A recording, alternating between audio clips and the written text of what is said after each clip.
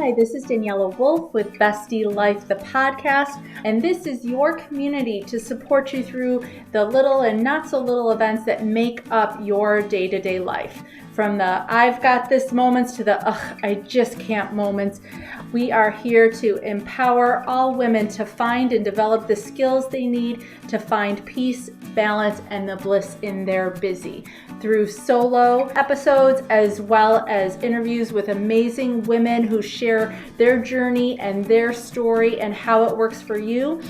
I hope you find the inspirations to make you laugh, think, as well as maybe rethink what you thought you knew, and connect as we realize that we are all living similar ups and downs and don't have to do it alone. So excited for you to hear this episode, and thanks so much for joining me today. Hi, this is Daniela with Bestie Life, the podcast, and today I am so excited for you to meet Alexzia Brooke. She is a stylist and wardrobe architect and the founder, CEO, and creative director of Alexzia Brooke Gallery. She is so much great information and value to share regarding the power of style and design and how you show up every day. And so I'm just excited to dive right in. So thank you so much, Alexzia. Oh, you're welcome. I'm glad to be here. So if you could share a little bit about your background, your journey, what led you to opening your gallery and coming into the styling world? So I always wanted to have a boutique. I always wanted to get into styling and fashion. And so I decided to take the plunge in 2020. And of course, once I decided to do everything, 5 days later, COVID happened. We were shut down. I had the hopes of starting online with the boutique as I look for a brick and mortar. Well, we know how 2020 worked out. So I did online, did my due diligence, and had to learn SEO and all these other fun, not so fun things. And to get online rolling. And so all of a sudden, I started getting orders from other states. So like Arizona, North Carolina, it's like they didn't care about COVID. They were buying dresses because one of my staples is selling the glam dresses and things you see on like the housewives, entertainment artists. And so that worked. And then at the end of the year, I was able to do a pop-up. And then going into 2021, do a few more. I met a few ladies where they actually asked me to come in and do some private shopping for them. And it just took off from there. They asked me, well, okay, if I buy this, like, how do I style it? Can you come up to my closet and show me how to style it? And it's like, I was kind of their best kept secret during COVID. And then it just like catapulted from there. And basically word of mouth knew like the products that I had. They knew that the people that I've worked with. So it's like once you work with one person, they tell a friend, they tell a colleague, and it just snowballed. Yeah. And I mean, I can't think of how many times we've probably all said this, where it's like, you just want some magic genie to come in and show you what to wear, what looks good on me, go through my closet, almost like when I was a kid, Granimals were the thing where you matched the lion and the lion. So you knew you were walking out the door put together, Yep. And so the fact that you're able to come in and help women do that, I think is so powerful, because if anybody who's listened to me knows, I talk about the way you dress, the way you style yourself is part of your self-care because of the confidence and the way it kind of non-verbally tells the world you're showing up, right? Exactly. So as I tell people too, you are your own brand, and it doesn't mean you have to have a business, you have to work for a big business, you as a person. So the goal is for you to, when I come in and style, it's where your personality comes outside. So people can basically meet you before they even talk to you. Also that level of comfort, like sometimes you may put something on and then you run to Wegmans, you're like, oh God, I don't want anybody to see me. And of course you see 10 people you don't want to see. That's the goal, to kind of take that fear and being scared of running into somebody. Even the clothes that you just throw on, those are clothes that you're comfortable in and you can still feel confident and be on brand. Yeah, I mean, because I don't think it means you have to be, dressed to the nines, full makeup, jewelry, all those kind of things. But like you said, being comfortable and having that confidence that if you run into somebody from high school or whatever, you still feel like, all right, I got this. Exactly. And I mean, every day, like I tell people that it's not like it used to be, whether depending on what industry you're in, that's actually what you dress like. So business casual can be different depending on the industry that you're in. So it's different. Yeah. I was going to say, I think in general too, a lot of the industry standards for the way we dress has changed a lot, even pre-COVID, as far as, the banking industry used to be suits only. Yep. Yours were maybe like jumpers and certain things, where now everyone has taken a little bit of a different direction. Do you think we've gone too far one way or the other? Just curiously. I don't think so. I think one of the things is, it's just like I always used to tell people, if you go to church and you always felt you had to dress up. And as a kid, that used to be so uncomfortable because I don't want to wear a dress every week. And people can be who they are. So a lot of times when you give people that level of comfort within reason, you don't want to wear anything that's disrespectful and inappropriate for the venue, but you allow people to be themselves and dress as themselves, you actually get to know them a little bit better, or they're more open in certain settings. Yeah, no, I love that. I remember patent leather shoes were my biggest nemesis. There was like no give to those things. Yeah. But every Easter, I feel like I got a new pair and I got blisters for weeks. So no, I do love being able to show up as yourself and things like that. And on that journey, I think, of trying to find what's our style, what is our best look or best fit, are there certain like recommendations you would make to somebody listening? Like, how could they look at their closet and look at themselves and be able to tell like if they're kind of on the right track, or some tweaks they could make to help them find their style a little bit easier? The first thing is not always relying on your go-to, because a lot of times whatever you go to, whether it's a color, it's a certain style, it puts you in a sinkhole. And see how you feel. Be open to try new and different styles, different pieces, different colors, and see how you feel in it. It's just like when you work out. Some people may not like strict cardio on a treadmill, but they enjoy going to a Zumba class because it makes them feel better. It's the same thing with clothes, and you have to be willing to play around with that. Also ask your friends, ask your spouse, ask your kids, see what people are saying, because a lot of times what we see is not the actual appearance of what we're giving off. Yeah, I can remember trying to hide, I think, behind bigger clothes for a long time, not realizing that more fitted maybe was accentuated areas a little bit less than wearing the bigger clothes. Yep.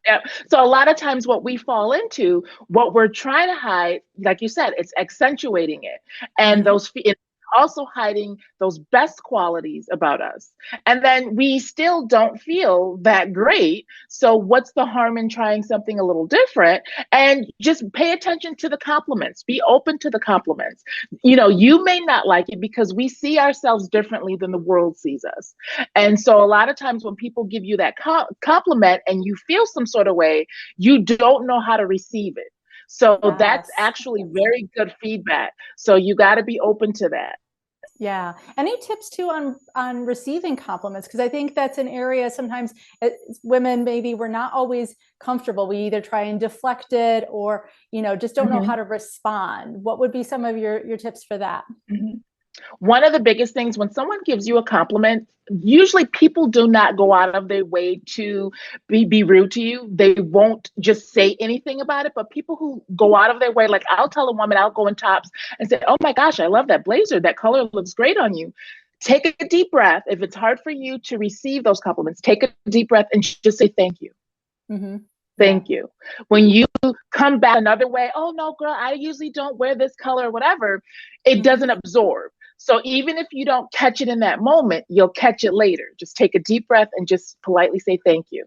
And then I guarantee you at some point later in the day, later in the week, or when you look at it and go to wear it again, you say, oh, you know what? Maybe I will wear it. Because I remember when I was in tops, this lady gave me a nice compliment about it. But when you automatically come back with a pushback or you shut down, you'll never receive it.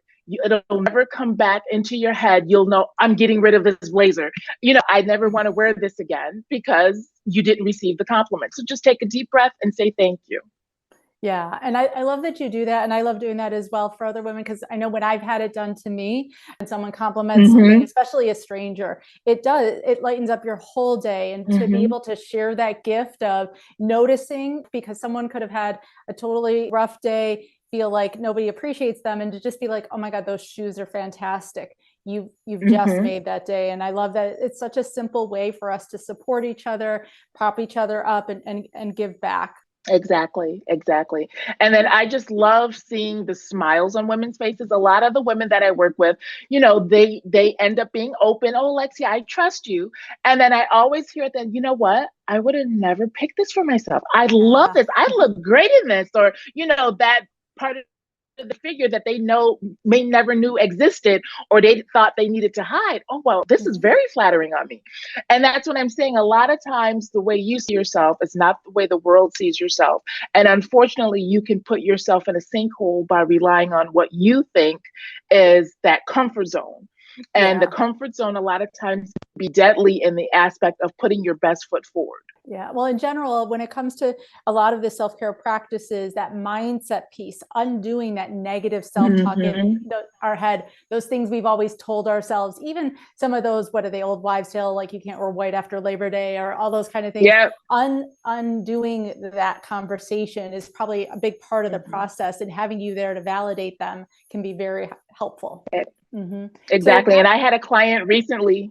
Oh, sorry. I no, had a go ahead. client recently, and she told me she can never wear the color green. I don't care what you put me in, but never a green. I'm like, there's variations of a Mm-hmm. green, but no, I look horrible in green.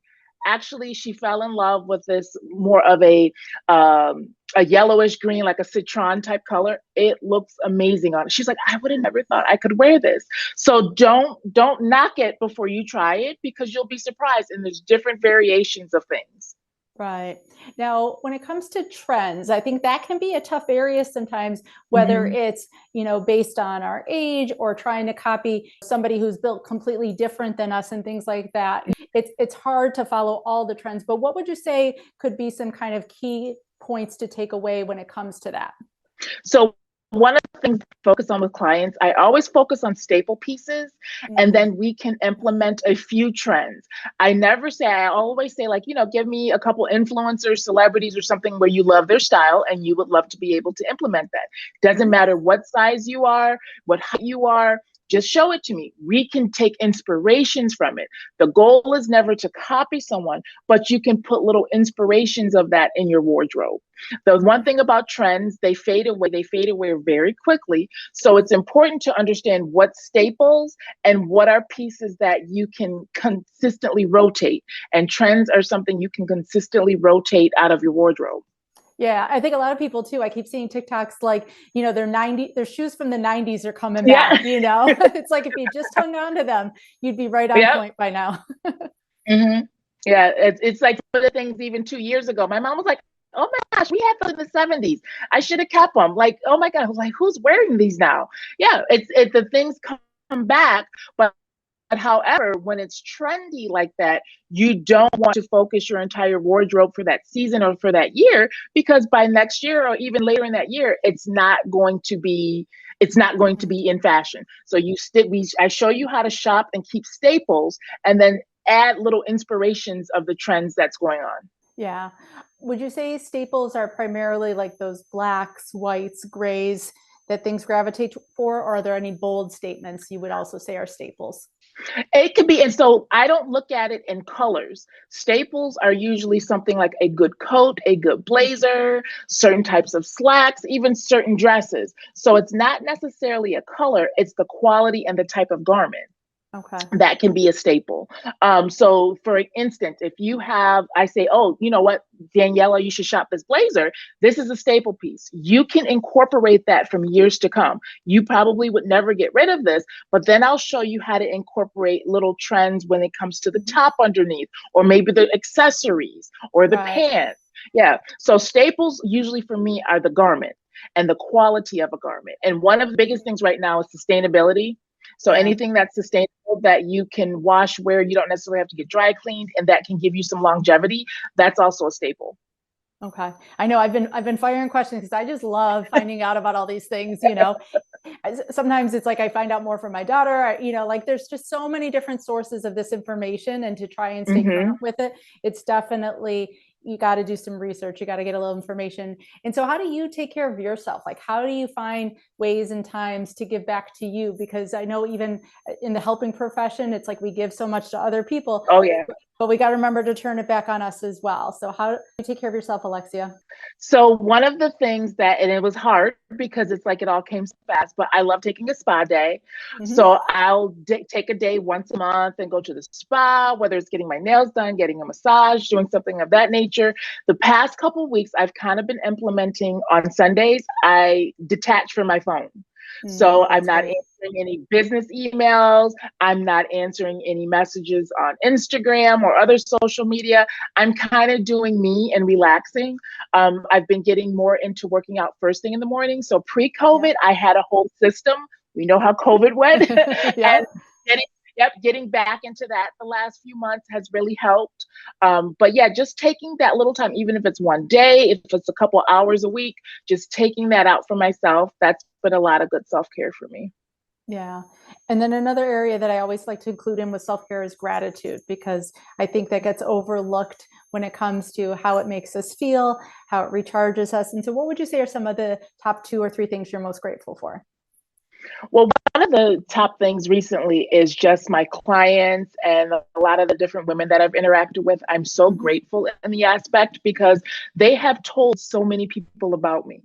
So whether they have used me in some aspect or maybe this is not a service for them, they have still told someone. And it's been overwhelming because when you first start, and even when things get rolling, you deal with that imposter syndrome. And you're like, am I doing it right? Like, do people want this service? Like, I'm trying to bring like a Hollywood service here. Is this something that everybody's going to want? And then all of a sudden to hear these different women basically reviews and comments and tell people about me, I'm so grateful for that. Yeah, that's fantastic. That's fantastic. And you mentioned it way at the beginning, but when it comes to being able to work with you, people can find you. You don't have to be local to Western New York, right? People can work with you online as well. Yes. So I have a few clients who aren't local to Western New York or in New York State. So I do virtual shopping. So what that consists of, monthly or weekly, however they may want it, I'll send them shopping boards. Like we go over whole analysis to see what kind of clothing they like, their measurements, and I will send them weekly or monthly shopping lists. And they can literally click on the pants, click on the skirt, the dress, and they can take them right there to check out. I actually have a client where I have to do all of that for her and have it sent to her house. She picks and chooses what she likes and she'll send anything else back. But that's a way to work with me. We can do virtual styling. So if you're getting ready for an event, and there's a lot of other things that I can do with you virtually. So you can just hit me up on alexiabrooke.com and we can go from there. That's awesome. So it's alexiabrooke.com. If you're virtual, that link will be live in the show notes. And then in Western New York, you're located in the Boardwalk Plaza on Maple Road? Yes. So 982 Maple Road in Williamsville. It's the beautiful plaza with the blue roof. You can find me in there. You can go online and you can make an appointment. You can send me an email. We can make an appointment. Everything's by appointment only because all of my clients get that hand-holding service. So when they are in here, it's their time. That's awesome. That's awesome. Well, no, thank you so much, Alexzia, for just, oh my God, all the information, all the great things you share. Because like I said, I think sometimes we get caught in the rut. We wear the same things that we've worn for the last 10 years and we get stuck in there. Even if it's not our comfort zone, we're not always thrilled with what we see. And to have a little nudge, that little inspiration, that little tip to try something different is so powerful. So thank you so much, Alexzia. You're welcome. It was great talking to you. Thanks so much again for joining me today. I hope you enjoyed this episode. Please let me know any questions or comments that you have. Also, if you can please leave an Apple 5-star review so that this episode can be shared with more women. There's 2 quotes that I love. Alone we may be strong, but together we are stronger, as well as when women support each other, incredible things happen. So let's be stronger and incredible together, as well as maybe just have some fun along the way. Thanks so much and talk to you soon. Bye.